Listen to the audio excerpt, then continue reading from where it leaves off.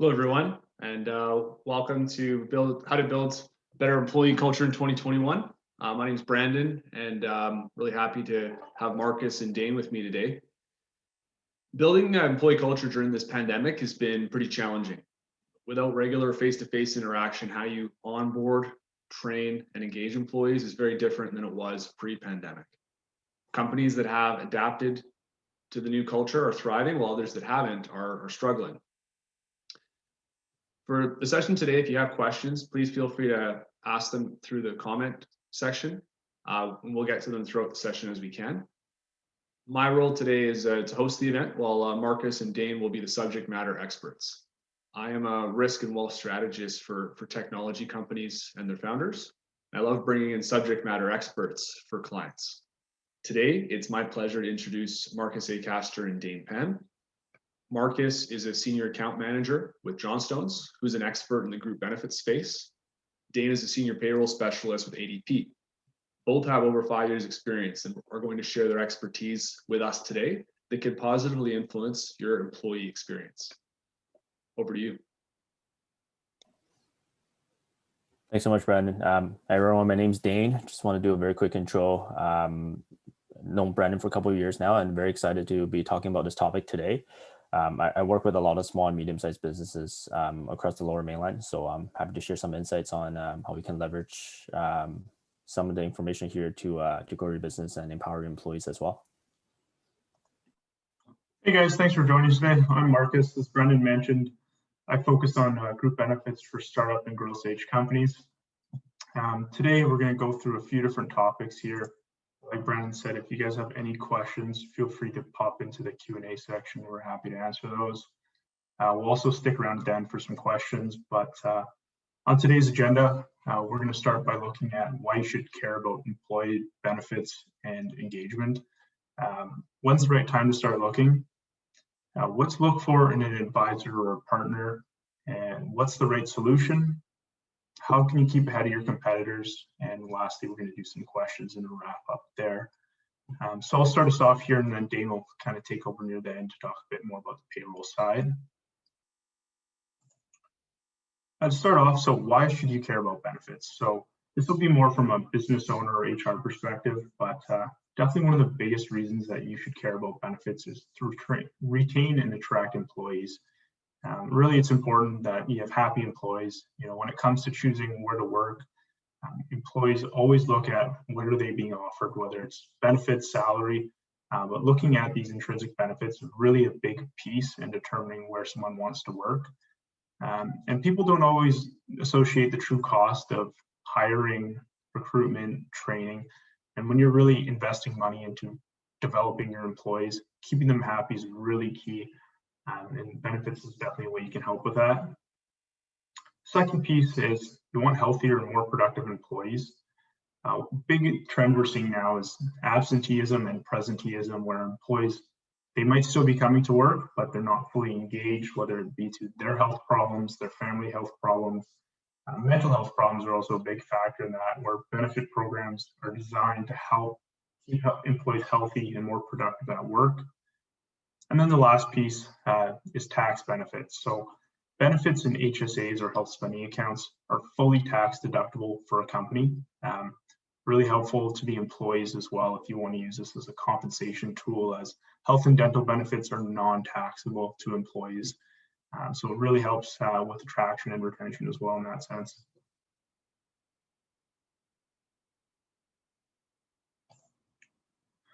Big question we always get asked is, when do we need benefits? So obviously there's many stages in a company's growth, and even in startup phases, when's the right time to start looking? And really there's a few questions and times you need to ask yourself, is it the right time? As a general rule, it's never too early to look at a benefits program. Whether it's just starting with an HSA on its own or a very basic benefits program, there's always an option out there.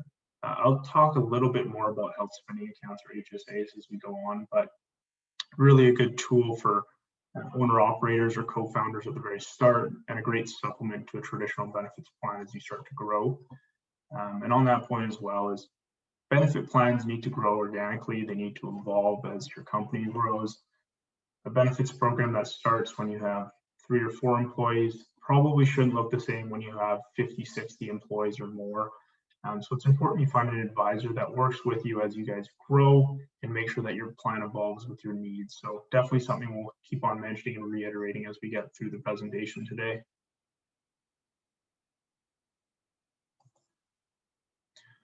So when you are looking for a benefits partner and advisor, there's a few things that you want them to bring to the table to help make your life easier and help empower your employees. So finding a partner who helps with billing support is really important. So depending on which insurer mix they're using, what benefits you have, billing can get quite complicated. Working with a benefits partner that has billing support is really important, taking the stress off you and your payroll or HR team as well. Another piece we see quite often is claims resolutions. So as a business owner or HR manager, having employees come to you with questions about why was my dental cleaning not paid, or why was my massage not paid fully, things like that really shouldn't be answered by internal stakeholders, as there should be some level of privacy there as well. Working with a benefits partner that can help with the claims resolution side and really liaise between the employees and the insurer is really important. Another piece as well is market surveys or working with other insurance companies. So as a real rule of thumb, depending on the size of the company, it's always good to look at other insurance companies, usually every 3 to 5 years. You can always look sooner or later than that, but generally that's a good rule. And it just makes sure that you're looking at what other insurers have to offer to make sure that your current insurer still meets your needs, and just to see if there's better offers out there. A good partner will be able to work with more than one insurance company and be really unbiased and independent when they're looking at different options as well. Another piece that is often overlooked is disability management. So for group benefit programs that have long-term disability management included in the administration is really helpful. Obviously, if someone becomes disabled, it's a heavy burden on themselves, the employer, and the employee's family. So having an administrator or benefits partner who can help quarterback both the paperwork, the processing, and keep the insurers in line when it comes to adjudication is really helpful. So not just having a standard broker who sets up a plan and walks away is really important, especially on the disability side. And then, of course, just day-to-day help, understanding that for a smaller growing business, you guys aren't benefit experts necessarily. So let your benefits partner be the benefit experts, and you guys continue being the experts at what you're good at, and do the day-to-day help, use an administrator. It's always better to ask for help when you need it. So those are some pieces when looking for a benefits partner, what you should ask. Any questions so far? Not seeing any. So just to go further into what to look for in an advisor, you want to find someone who understands your industry. For instance, if you are a high-tech company, you probably don't want to work with an advisor who specializes in manufacturing or hospitality, just because a lot of these plan designs differ greatly based on industry. And to be competitive, you want to make sure that you're working in the right space and with an advisor who understands that space. Another piece is providing education. So big piece of how we work is we want to educate our clients. We don't want to just throw them a plan and say, this is what it is. By educating a client, they can better understand what they have, how the rating works, and make sure that they're not just blindly accepting what an insurer says. So although a good partner does the work for you, understanding what and how it works is really important as well, and a good partner can help educate you. And then lastly, simplifying your work. So that's super important. You guys are busy doing whatever you do, whether it's sales or day-to-day work. We want to make sure that a good partner is simplifying your day and taking a lot of that burden off of you.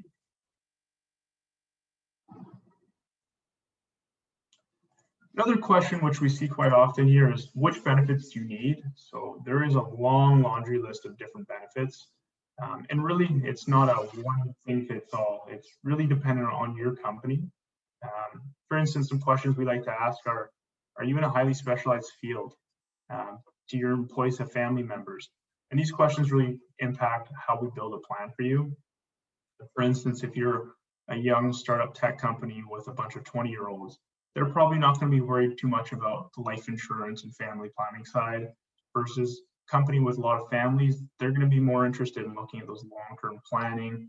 Do they have orthodontic benefits for your children, things like that. So a nice tool to use here is an employee survey where you can ask your employees what do they find valuable and use that as a stepping stone to build a group benefits plan.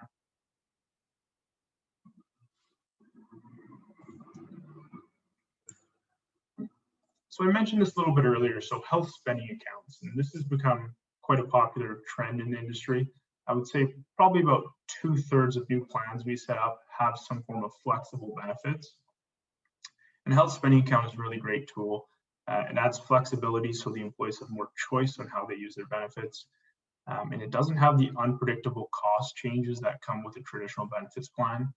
So what an HSA is essentially a tax-free allowance you can give to employees. So for instance, you can say each employee has $1,000 a year in their health spending account.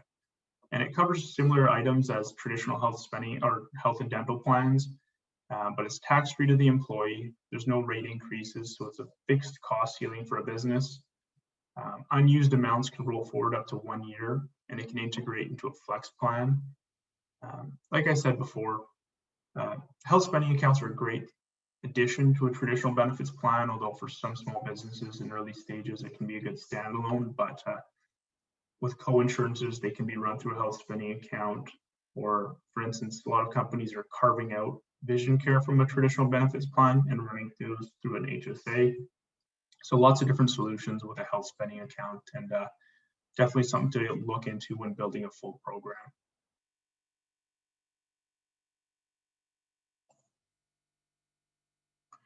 So some tips to stay ahead of the competition when you're looking to retain or attract some new employees.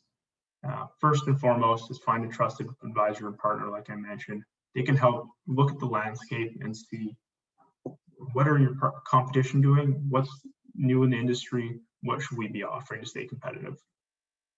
To evolve with your business. So like I mentioned before too, if your business day one will be very different down the road. So you want to make sure that your plan is evolving with you guys to make sure you are staying competitive with the market.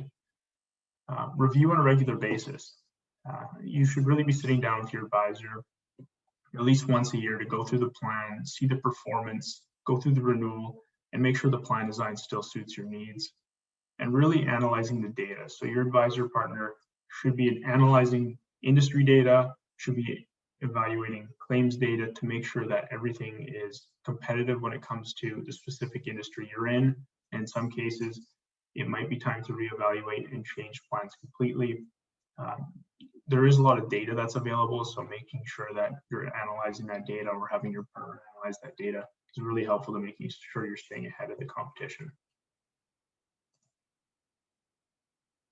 Okay, so we have a question from John. What is the difference between a health spending account and a PHSP? So simply put, a health spending account is a PHSP. And what a PHSP is a CRA is essentially giving guidelines out that say what qualifies as a private health spending program. So an HSA is considered that. You're able to that's the reason it's tax-free. So good question. But for the most part, an HSA is a PHSP. Does that make sense? Okay.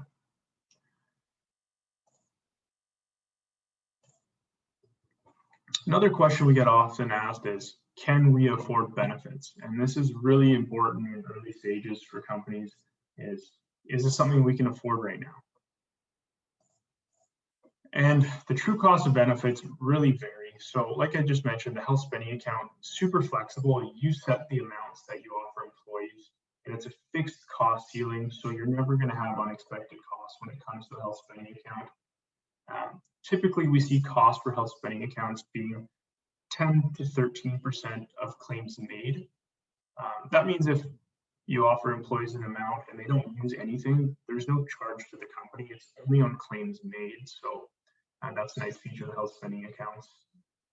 When looking at a traditional benefits program, a rule of thumb we like to use is anywhere between 2 and 10% of payroll. So obviously payroll varies greatly depending on salaries and industry as well. So it is quite broad, but it's a good rule of thumb to think 2 to 10%. And benefit plans vary so much in design and different benefits you can add. So it's hard to pinpoint a specific cost, but it's always good to think of benefits as an investment. Many benefits such as an employee assistance program or EAP have positive ROI. And of course, you might not see a direct financial returns, but seeing more productive employees, healthier, happy employees, benefits should always be considered as an investment. Switching over to Dane now. So Dane's going to talk a little bit more about the payroll side. I'll hand it over to him now. Awesome. Thanks so much, Marcus. And yeah, definitely ADP, we have seen similar trends with regards to benefits. A really well put together benefit plan can definitely have a positive impact on retaining your employees as well as attracting top talent to your organization. So I want to talk a little bit about why you should care about employee engagement. So what employee engagement is, essentially it's the emotional commitment that the employee has to the organization and its goals. So when your employees are actively engaged, they really do care about the company's success, and they use discretionary effort to really make sure that they do their best in their role. So in 2020, we have seen COVID has completely changed the way we work, from working remotely at home to implementing different safety protocols in the workplaces. This is why employee engagement and empowering employees are even more important than ever. So a study by Gallup shows in Canada, as of right now, only 26 to 27% of employees are actively engaged. So this, as you can see on this chart, on this slide here, can have some very significant impact on your business. So when comparing top quartile versus the bottom quartile engagement business units and teams, the better performing business units see an increase in customer loyalty, profitability, and productivity, and a decrease in turnover, safety incidents, shrinkage, and absenteeism. So next slide.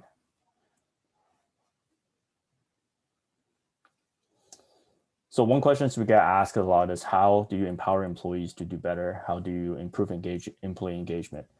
So one thing you can do is to eliminate manual tasks. This is something that Marcus talked about earlier. So what we notice is a lot of times the admin team spends a lot of time doing mundane work, like updating spreadsheets, duplicating, entering data into multiple different systems. So by automating these routine tasks, you can really increase your workflow efficiencies and freeing up your staff's time to do more higher value work, more strategic work to really grow the business.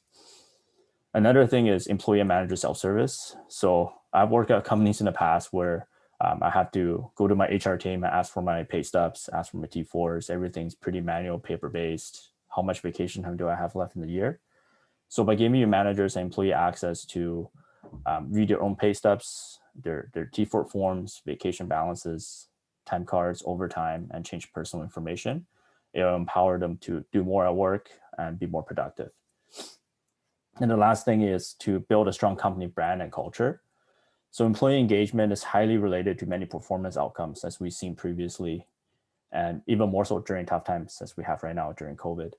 So building a strong company culture can have significant potential performance consequences and improve your bottom line. Next slide. So at ADP, what we have noticed is a lot of companies want to focus on the strategy side of the business. So growth, how to become more efficient, how to retain and attract top talent. So that's the why you're in business. But on the other side, there's the tactical, the because you're in business side of things. So things such as payroll, your taxes, administering your benefits, managing time cards, and scheduling. So companies want to spend 80% of the time on the strategic side, but what we have noticed is they actually end up spending 80% of the time on the tactical. So the reason for this is, if you're only achieve 80 to 90% of your growth targets, your efficiencies, you might be disappointed, but you're not going to go out of business.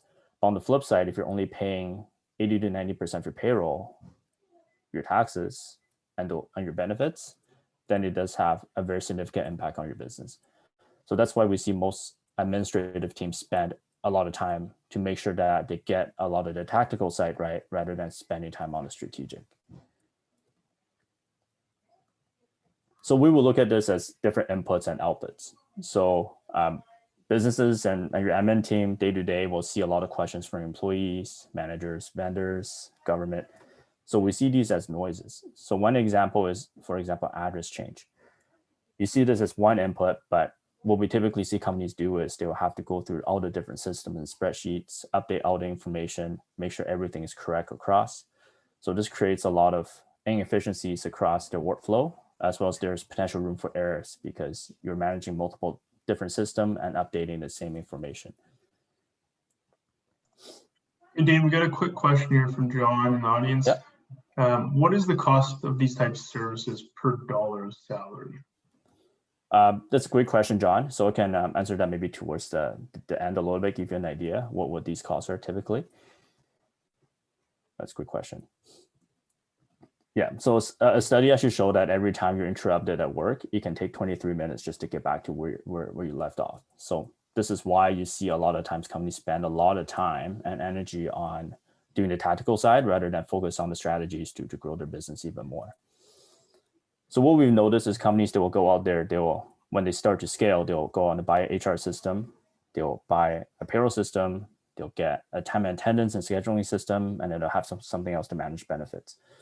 So when you have all these different systems that don't connect with each other, PwC did a study. It actually shows that there's a minimal impact of $200 per employee per year. So if you're a smaller company, this might not seem like a lot, but as you start to grow, it'll definitely add up. And on top of all the time and resources you spend on doing the tactical side of the business, it really does have a huge impact on your business that you typically don't see on your P&L. Next slide. So what companies and business leaders should consider is really to automate and outsource a lot of the tactical things that don't add direct value to your business, and really focus your time and resources on recruiting the top employees, building the best product possible, or how to increase your top line revenue. So when companies do that, we notice they typically increase their revenue, they're decreasing their costs, they see a decreasing operating expenses and ultimately increasing profit. So at ADP, we believe your people in your company is your number one asset. So when you're not wasting time on the tactical side, you can really focus on building an employee engagement strategy on how you can attract and maintain top talent, how to build a brand that really top performers want to work for. And this ultimately translates into more productivity in your business and more sales and profits for you. So that wraps up my part of the presentation. So just to get back to the question that John had. So what is the cost of these type of services per dollar of salary? So typically for something like this, it really depends on where your needs are. If your needs are just payroll, maybe if you're just starting out, if you just want to outsource something like that, it could cost as little as maybe $2 to $3 per employee per month. Versus something if you want a system that's more comprehensive, that includes HR, includes time and attendance, it could go up to $10 to $15 per employee per month. But typically we do a lot of business case where this type of system or solution, whether if you just use a system or outsource that, it'll generate a positive ROI and a very compelling return on your investment within usually 2 to 3 months. So hope that answers your question, John. I had a question for you, Dane. Now, I like that tactical versus strategic framework that you talked about. And I think most startups that I've seen, they tend to pigeonhole themselves in having many different hats and doing most of the roles themselves to try to keep costs down. But in your experience, at what stage do you see a business perhaps trying to offload some of those more tactical tasks, perhaps, the payroll, taxes, et cetera? And have you maybe have any success stories or failed stories in that regard?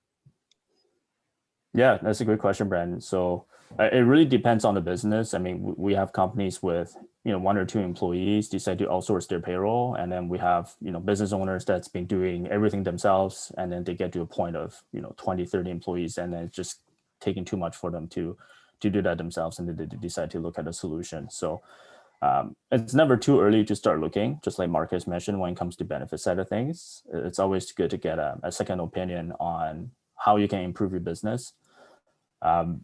What we typically notice is companies less than 50 employees, typically you want to probably outsource your payroll first. So whether if it's through a system or you hire a company to do your payroll, because it really has no direct value add to your business, right? You're doing payroll just because you need to pay your employees correctly, but it doesn't really help you generate more revenue. But as you get past that 50 employee, maybe now you start looking at and see you might need a system to manage your hourly employees. You might be using paper timesheets that you might need a system to start capturing and calculating your overtime stat holiday. So it all depends on how much time you're spending on the things that don't add value to your business. So if you're seeing, you're spending hours trying to figure out how to do payroll, how to manage your HR, the paperwork's getting out of control, then yeah, it's definitely time to start maybe looking at different solutions. Thanks, Dane. Really appreciate that. And I think it comes down to the fact that every business owner, even if they're small, they should be looking to build those relationships with professionals that can help them in areas of their business that perhaps they're not the best in. Marcus, you had spoken a bit about different trends you're seeing in the benefits side of things. What have you seen perhaps in the pandemic that has changed with regards to what companies are asking for, both large and small versus pre-pandemic? Yeah, the pandemic obviously is a unique situation, which really no one has seen before. I would say the initial thoughts were from both the insurer side and from client side was that we'd see a massive drop in overall claims just because people weren't going to get their paramedical practitioners such as massages or chiro or even dental cleanings because a lot of those offices were closed for a number of months. But really what we've seen is, although there was a shorter window, we saw employees using the same, if not more benefits than they had in previous years. So that was somewhat of a shock to see that usage was higher in many cases than non-pandemic years. That being said, it could just be a unique year where people are really paying attention to their health and trying to use as many benefits as they can to stay healthy. In terms of plan design, we've seen a heavier focus towards mental health just because a lot of people are feeling burnt out, lonely, anxious regarding their situation. Employee assistance programs or EAPs, those have become very popular, which is somewhat of a telephonic and online counseling service for anything from mental health issues. You can even use it for marital problems. Really a professional to talk to when it comes to those issues, and it's a really affordable benefit to add. In terms of traditional benefits, we're seeing obviously psychology benefits being used quite heavily. But overall, we haven't seen too much of a shift in plan design. It's more people investing more into their benefits programs to help with the mental health associated with being stuck at home or not being able to see your family and friends. And Marcus, you talked about EAPs or employee assistance programs. Do all insurers offer those programs, or is there some insurers that don't? Because I know for some companies, they may have set up their program without it. Do they need to completely change their benefits plan, or could they just add it on with most insurers? Yeah, most insurers have an add-on option. It's usually anywhere from, I'd say, about $2 to $5 a month per employee. You can add it on at any time, and it's available to both employees and their family members. But yeah, it's pretty easy to add onto a plan. Gotcha. Okay. We've got a quieter group today in terms of questions, so I only had a couple lined up. Anything else that you guys would like to share with our audience today? One question I did want to bring up, I get asked this a lot too, and I didn't mention in the slides, is how are renewal rates determined for group benefits? A lot of people just assume that their rates change based on the industry, but for a good portion of how group benefits are rated, it's based on experience. So I like to somewhat draw a parallel to car insurance. You drive a car into a wall, your rates are going up next year. And a lot of people assume that you need to take as much out of the benefit plan as possible to get your value out of it. You see some vision care companies that offer, hey, we're getting close to the end of the year, make sure you use your benefits, get the most out of it. That directly translates into higher rates in future years. Insurers use what they call a target loss ratio, which essentially outlines their target margins. And that's the fundamental number they use to determine rate increases in future years. So when employees come to you and say, I need to use the rest of my benefits up, it's not always the best to encourage them to maximize all that. Obviously, you want them to be healthy, but within reason, and make sure they're not abusing the plan. So that's another piece, is making sure that you have access to the data to see what your employees are using and making sure that you identify trends early if it's abuse. Definitely something that's important, as it will increase your costs long term.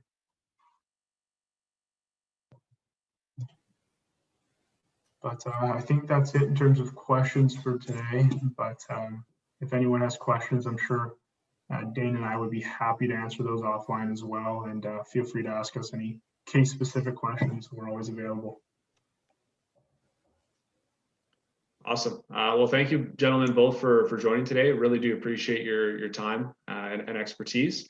And yeah, I'm sure there's going to be some follow-up questions from clients that either need to set up their program or need to reevaluate their program into 21 here. So thanks again, gentlemen. Yeah, thanks, Brandon. Thanks, everyone. Absolutely. Yeah, thanks, Brandon. Thanks, everyone.